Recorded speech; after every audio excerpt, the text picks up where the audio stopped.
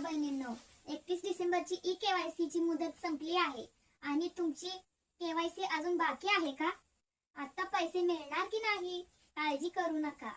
ही update शेवटपर्यंत पहा. 31 डिसेंबर ही शेवटची तारीख होती, पण शेवटच्या क्षणी प्रचंड लोड असल्यामुळे अनेक महिलांची केवायसी झालेली नाही. सूत्रांच्या माहितीनुसार सरकार लवकरच 31 जानेवारी 2026 पर्यंत मुदतवाढीचा निर्णय जाहीर करण्याची शक्यता आहे.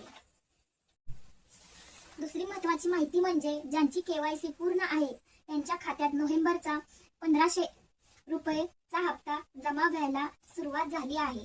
जर तुम्हाला अजून मेसेज आला नसेल तर एकदा बँक बॅलन्स नक्की चेक करा.